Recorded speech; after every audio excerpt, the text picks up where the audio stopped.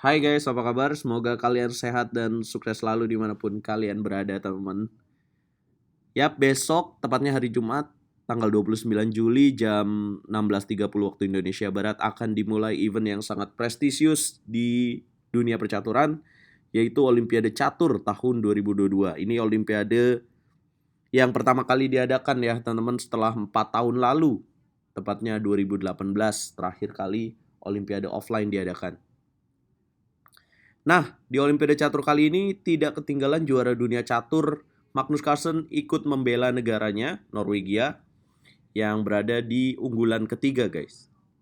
Nah, kali ini saya akan bagikan partai yang sangat memorable dari Olimpiade Catur di Tromsø, Norwegia tahun 2014, di mana juara dunia Magnus Carlsen dikalahkan oleh pecatur Kroasia, Ivan Šarić, teman-teman.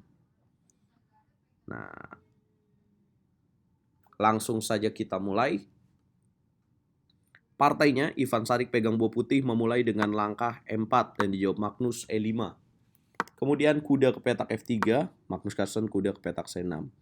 Putih gajah B5. Kemudian hitam kuda D4. Ruy Lopez dengan variasi bird defense dipilih oleh Magnus Carlsen dengan ciri khas kuda ke petak D4 ini, guys. Agak nyentrik memang, tapi juara dunia bebas ya, teman-teman. Yap, kemudian putih menjawab dengan kuda makan D4. Nah, mungkin perlu kita bahas ya, apa jawaban terbaik dari putih ketika hitam bermain dengan seperti ini. Yap, pilihan yang paling banyak dimainkan adalah kuda makan kuda D4. Yang kedua adalah gajah ke petak C4 dan gajah ke petak A4. Kalian bisa pilih itu, guys. Nah, Ivan Šarić pilih kuda makan D4. Kemudian hitam pion E makan D4. Putih gajah ke petak C4, hitam kuda ke petak F6. Putih rokade pendek, hitam D5. Yap, ini akan sangat berbahaya jika hitam mengambil pion E4, maka putih akan menjalankan gajah makan pion F7. Boom. Raja makan F7. Dan putih akan menteri ke petak H5 skak. Apabila raja ke petak E7, akan ada menteri ke petak E5 atau benteng E1 dan akan dilanjutkan dengan D3. Apabila raja ke petak G8 ini lucu sekali karena akan ada checkmate menteri D5, guys. Yap, yang pasti kudanya akan jatuh kembali. Oke, kita back to the game. Setelah rokade, hitam jalan D5. Putih pion E makan D5, hitam gajah E7. Yap, coba mengamankan rajanya dahulu, guys. Ivan Šarić menjaga pion di petak D5 dengan menteri F3, hitam gajah G4. Menteri ke petak F4, hitam rokade pendek, putih H3. Gajah ke petak D6, putih menteri makan D4, hitam C5 dengan ide memancing putih. Apabila melakukan end passen maka akan terjadi teknik discover check dengan gajah ke petak H2, menteri akan hilang di petak D4. Tentu saja Ivan Šarić tidak lakukan itu karena ini sistemnya catur standar, teman-teman, catur klasik, maka putih menteri D3. Sudah unggul satu pion dan dapat dikatakan secara evolution bar Ivan Šarić baru 12 langkah sudah memiliki keunggulan yang cukup tinggi, guys, dengan margin 1 angka secara evolution bar. Yap, hitam jalan gajah H5, putih kuda C3 dan hitam benteng L8. Putih lanjutkan dengan langkah F4 dengan ide melakukan langkah G4 dan mematikan gajah di petak H5. Hitam respon dengan A6. Ancam balas ancam, idenya adalah untuk B5, gajah B3, dan C4. Putih taktis merespon dengan A4, hitam menteri D7, putih menteri G3. Yap, Ivan Šarić nggak mau jalanin pion G4, teman-teman. Kenapa? Karena kalau dia jalanin G4 ini akan merugikan ya bagi pemain putih. Walaupun unggul perwira, tapi peluang bagi hitam ini cukup menjanjikan dengan permainan seperti ini. Itulah kenapa permainan catur tidak hanya tentang memenangkan materi, teman-teman, tapi juga posisi sangat menentukan. Menteri D7, putih menteri G3, hitam menjawab dengan kuda ke petak E4. Kemudian putih kuda makan kuda E4, hitam benteng makan kuda E4. Magnus Carlsen kalah satu pion, tapi menguasai jalur E. Putih B3, hitam menteri C7, menambah tekanan terhadap pion F4. Putih D3, benteng masuk ke petak E2. Putih menteri G5, hitam G6. Yap, ini harus dilakukan karena kalau misalkan dia jalan gajah G6, maka putih akan menjalankan F5, unggul 1 perwira.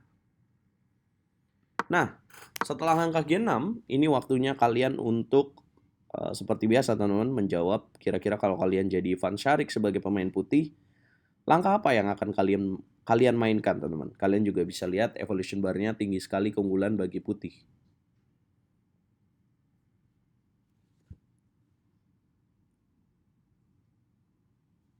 Congratulations kalau kalian menjawab dengan gajah B2, sama seperti Ivan Sharik memainkan itu.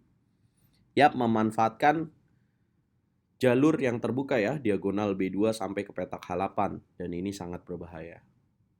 Nah, memberikan pion di petak C2, jika Magnus memakan pion C2, maka putih akan gajah E5. Ini setup yang diinginkan, dan pastinya ini unggul ya untuk putih, karena apabila gajah E5, pion F makan E5 membuka ancaman dengan D6, dan makan gajah di petak F7 juga. Gajah di petak H5 kurang produktif di sini teman-teman. Nah, Magnus tidak lakukan benteng makan C2, tapi dia pilih gajah E7. Putih gajah F6, hitam H6. Putih gajah ke petak E5, ancam balas ancam, hitam menteri D8. Putih menteri makan pion H6, hitam benteng makan gajah E5. Ini harus dilakukan Magnus karena ada ancaman checkmate menteri H8. Jika dia pilih gajah F6, maka putih akan mendorong pion D6. Nah, ini tekanan yang sangat luar biasa. Kalau dimakan, ini akan mengaktifkan ancaman pion di petak F7. Menteri H6, Magnus benteng makan gajah E5, putih dorong D6 terlebih dahulu. Ini ide yang sangat cerdik ya. Karena kalau misalkan pion F makan benteng teman-teman, maka hitam ada jawaban gajah G5. Sangat tricky sekali. Menteri akan mati di petak H6. Itulah kenapa jalan D6 ini sangat penting, karena kalau misalkan ya gajah ke petak F6, maka putih akan pion F makan E5. Apabila gajah G5, maka akan terjadi checkmate gajah makan F7. Beda ya guys. Oke, kita lanjutkan partainya. Setelah benteng makan E5, putih dorong D6, hitam benteng E2. Pion D makan gajah, menteri E7, dan putih F5. Hitam melanjutkan dengan menteri H4, putih menteri F4. Menetralisir keadaan karena sudah unggul posisi. Hitam G5, menteri makan menteri, pion G makan H4, dan putih benteng F4. Benteng makan C2, benteng makan pion H4, gajah ke petak E2.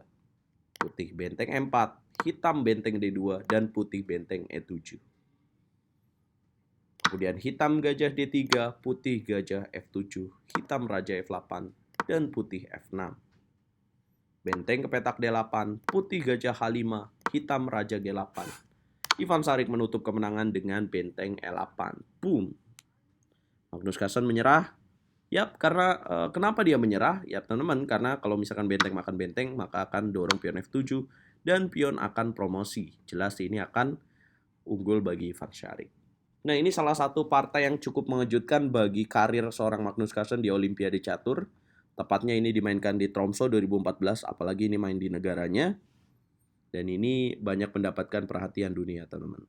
Mungkin inilah salah satunya kenapa Ivan Sharik bisa main di turnamen Super United Croatia Rapid and Blitz kemarin, teman-teman.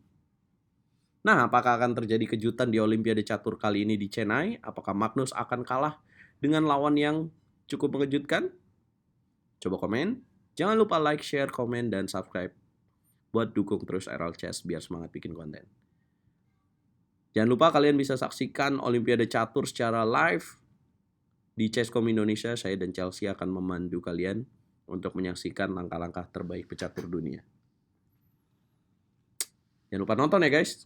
Terima kasih dan Norwegia bisa jadi juara nggak ya?